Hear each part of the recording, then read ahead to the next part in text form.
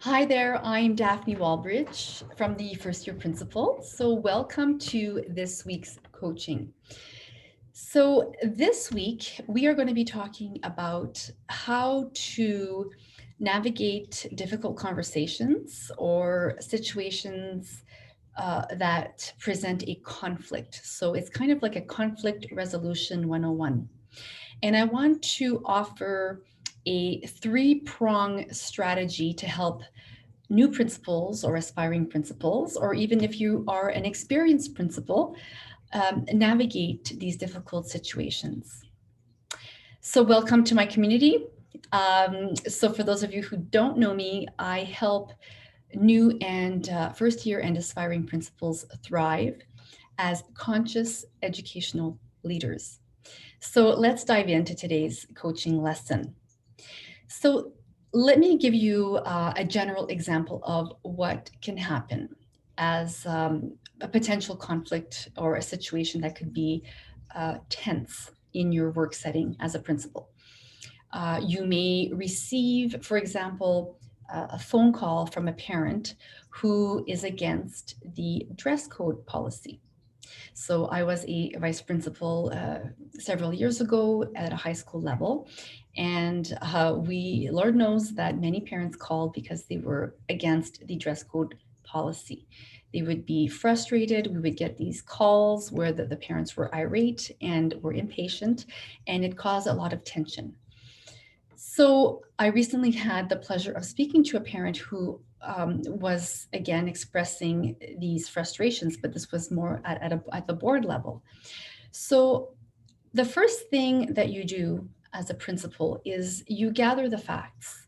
You speak to the student, you speak to the teacher who has sent the child to the office, you go over the dress code policy you have in your code of conduct.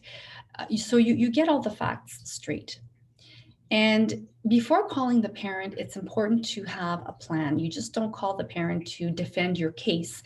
You also have to call the parent with a plan in place, some kind of win win solution that you want to present to the parent.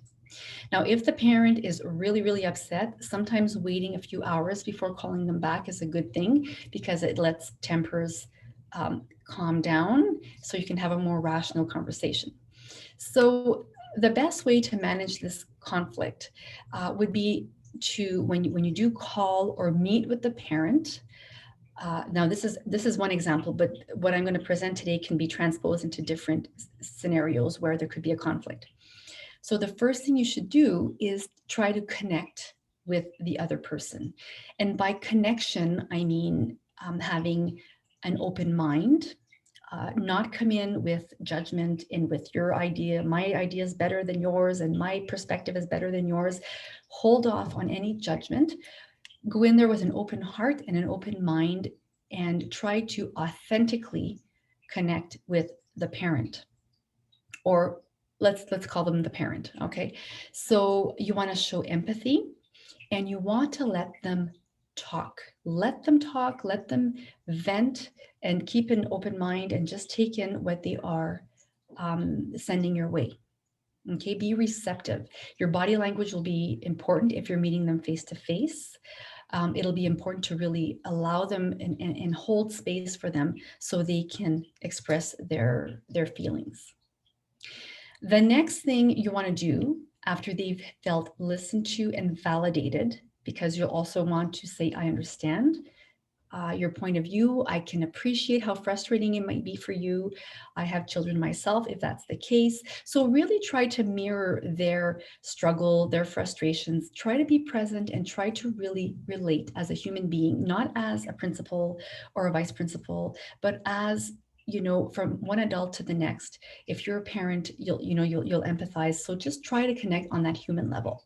And what this is going to do, it's going to drop the tension, that the other person, the parent, will drop their guards and will feel that they can connect with you and they can be more receptive to what you will have to say. All right, so that's the first prong, being open, being receptive, and looking to connect authentically. If it's not authentic, the parent will sense it. So it really has to come from a place of authenticity.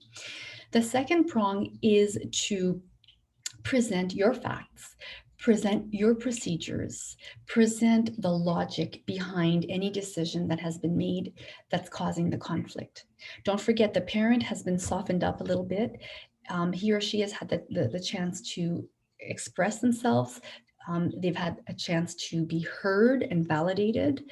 Now they're ripe for receiving your logic, your explanation. Of course, you're doing this in a calm way. You have your facts laid out, you've done your research, and you're just there to have a conversation. So then that's the second prong, is just to present your facts, present the logic, and then keep it neutral. Do not attach any energy to it. Just keep it light. That's the second prong, presenting your facts, your procedures, and giving it a more approach, a more logical approach to the conversation. Okay, because now we've put the feelings aside, and now you're stepping in because you have to act as the principal. The last prong is to look for a win-win solution. This is where you can negotiate a little bit with the parent if there's room for negotiation. It's where you're going to cap off the conversation. You're going to seek to have a partnership with the parent, to maintain open and transparent communication with the home, and to move forward and to turn the chapter. Normally, 95% of the time, if you've done step 1 and 2 properly, step 3, finding a solution together and seeking to get to win-win, follows naturally. And you've been able to save a relationship, move forward, be productive. And the child involved in this, if there is a child or a student, has also witnessed adults properly manage a conflict, and they have seen conflict resolution because the parent has spoken to the child. They've explained what the process has been to come up with this decision, and so it's been a great example for the child as well. So that is my 3-prong approach to conflict resolution 101. I gave an example here of a dress code issue. It could be anything. It could be with a parent. It could be with a colleague. It could be with a teacher. So it is a really great approach. Always seek to connect. Present your facts. Once the other person has had the chance to be heard and validated, then you present your logical facts in a neutral, with no attachment, and then you seek to find a win-win solution. If this has been of service to you, please feel free to check out thefirstyearprincipal.com. There's lots of resources there to help you move forward on your leadership journey, your conscious leadership journey. Take care and bye for now.